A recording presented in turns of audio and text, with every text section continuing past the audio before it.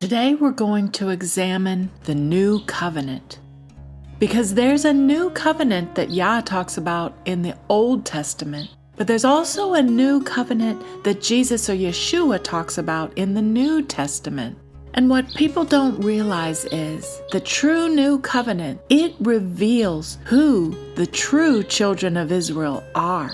So let's begin by reading the new covenant that Yah talks about. And we find that in Jeremiah 31, verses 31 through 34. Behold, the days come, saith Yah, that I will make a new covenant with the house of Israel and with the house of Judah, not according to the covenant that I made with their fathers in the day that I took them by the hand to bring them out of the land of Egypt, which my covenant they break, although I was a husband unto them, saith Yah. But this shall be the covenant that I will make with the house of Israel after those days, saith Yah. I will put my law in their inward parts and write it in their hearts, and will be their Elohim, and they shall be my people. And they shall teach no more every man his neighbor, and every man his brother, saying, Know Yah, for they shall all know me, from the least of them unto the greatest of them, saith Yah. For I will forgive their iniquity, and I will remember their sin no more.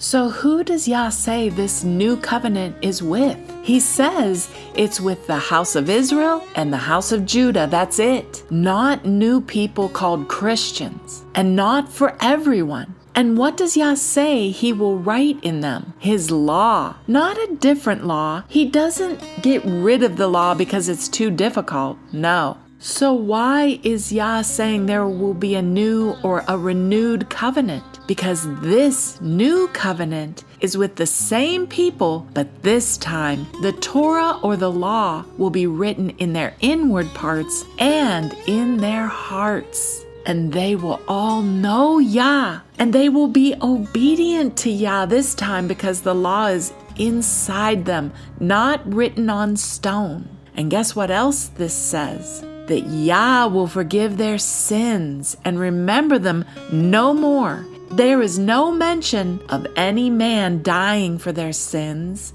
Yah forgives them without bloodshed on a cross. So Israel is the people that Yah will make a new covenant with, and they had been scattered to the four corners of the earth. So let's read about this scattering and captivity. And we find this in Deuteronomy 30, verses 1 through 3. And it shall come to pass, when all these things are come upon thee, the blessing and the curse, which I have set before thee, and thou shalt call them to mind among all the nations whither Yah thy Elohim hath driven thee, and shalt return unto Yah thy Elohim, and shalt obey his voice, according to all that I command thee this day, thou and thy children, with all thine heart and with all thy soul, that then Yah thy Elohim will turn thy captivity and have compassion upon thee, and will return and gather thee from all the nations whither Yah thy Elohim hath scattered thee. And Baruch 2, verses 30 through 31. For I knew that they would not hear me, because it is a stiff-necked people. But in the land of their captivities they shall remember themselves, and shall know that I am Yah their Elohim. For I will give them a heart and ears to hear. So he's giving his people, Israel, a new heart. That's covenant talk. He puts his Torah in their hearts, and his people, they wake up in captivity among the nations where he scattered them. And there, where they were scattered in captivity, they will begin to remember themselves, and they will return to Yah, and they begin to obey his voice, his Torah. And Yah tells us that in this captivity, his people will forget who they were, and and they'll be worshiping idols like Yeshua or JC. And they will begin to leave their idols. And we find this in Ezekiel 36, verses 25 through 27. Then will I sprinkle clean water upon you, and ye shall be clean. From all your filthiness and from all your idols will I cleanse you. A new heart also will I give you, and a new spirit will I put within you. And I will take away the stony heart out of your flesh, and I will give you a heart of flesh. And I will put my spirit within you, and cause you to walk in my statutes, and ye shall keep my judgments and do them. Notice again, he puts a new heart within them. That is the new covenant, and it causes them to keep his law and leave the idol. So now let's go to the New Testament and read what Jesus or Yeshua tells the disciples what his new covenant is.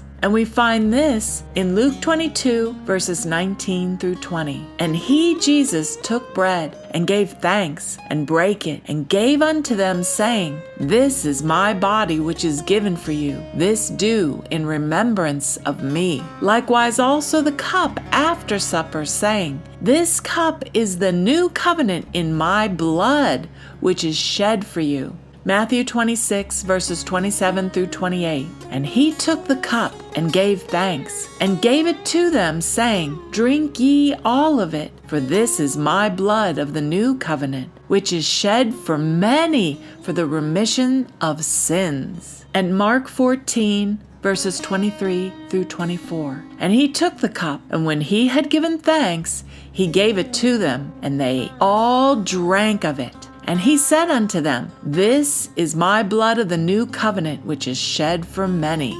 So now let's compare this new covenant in the New Testament to what Yah's new covenant in the Old Testament is.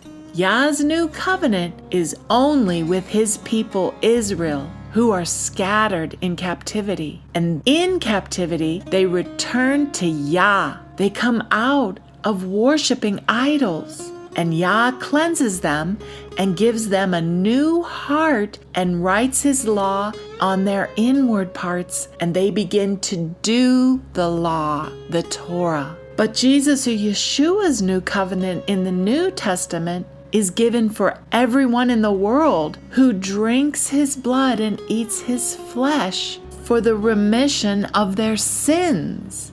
These are clearly two completely different new covenants. And according to Yah, there is only one group of people who could even possibly be his chosen people, his covenant people. The people who were scattered around the whole world as slaves, who are now waking and remembering who they are and coming back to Yah only, who are leaving Christianity, the religion that the slave master gave them. This description in Yah's new covenant shows who the true children of Israel really are. Joel 2, verses 12 through 13. Therefore also now, saith Yah, turn ye even to me with all your heart, and with fasting, and with weeping, and with mourning, and rend your heart, and not your garments, and turn unto Yah your Elohim, for he is gracious and merciful, slow to anger, and of great kindness, and repenteth him of the evil.